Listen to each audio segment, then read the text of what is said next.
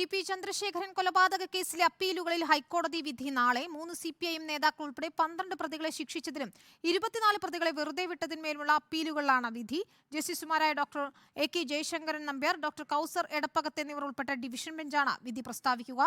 CPIM പ്രതിക്കൂട്ടിലായ രാഷ്ട്രീയ കൊലപാതകത്തിലാണ് നിർണായക വിധി വരുന്നത്.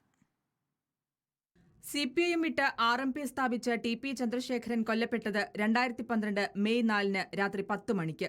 വടകര വള്ളിക്കാട് വെച്ച് ഇന്നോവ കാറിൽ പിന്തുടർന്നെത്തിയ കൊലയാളി സംഘം ബോംബെറിഞ്ഞു വീഴ്ത്തി. തുടർന്ന് അതിക്രൂരമായി വെട്ടിക്കൊലപ്പെടുത്തി. കേരളം ചർച്ച ചെയ്ത ഏറ്റവും വലിയ രാഷ്ട്രീയ കൊലപാതകം. പ്രതിപട്ടികയിൽ CPIM നേതാക്കൾ.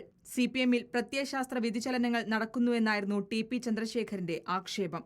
തുടർന്ന് CPIM വിട്ട TP. Chandrasekharan revolutionary Marxist party രൂപീകരിച്ചു.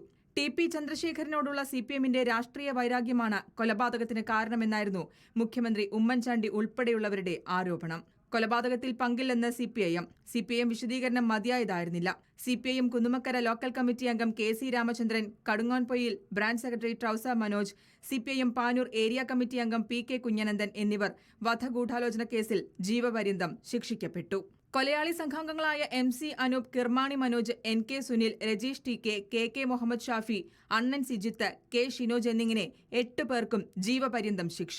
തെളിവ് നശിപ്പിച്ച കേസിൽ 31-ാം പ്രതി MK പ്രദീപൻ എന്ന ലംബു പ്രദീപന് 3 വർഷമായിരുന്നു ശിക്ഷ.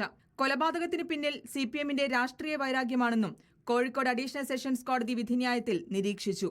കേസിൽ CPIM ജില്ലാ സെക്രട്ടേറിയറ്റ് അംഗമായിരുന്ന P മോഹനൻ, മറ്റ് CPIM നേതാക്കളായ CH അശോകൻ, KK കൃഷ്ണൻ, ജ്യോതി ബാബു, പടയങ്കണ്ടി രവീന്ദ്രൻ, PP രാമകൃഷ്ണൻ, KK രാഗേഷ് തുടങ്ങിയവരെയും വിവിധ ഘട്ടങ്ങളിൽ അന്വേഷണ സംഘം അറസ്റ്റ് ചെയ്തു.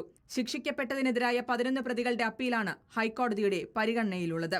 24 പ്രതികളെ വിട്ടയച്ചത് ചോദ്യം ചെയ്ത് സംസ്ഥാന സർക്കാരും KK രമ MLAയും നൽകിയ അപ്പീലിലും ഹൈക്കോടതി വിശദമായ വാദം കേട്ടു. ജസ്റ്റിസുമാരായ doctor AK Jayasankaran Nambiar, doctor Kauser Edappagath എന്നിവർ മാസങ്ങളോളം തുടർച്ചയായി വാദം കേട്ട ശേഷമാണ് വിധി പറയുന്നത്. Legal desk reporter.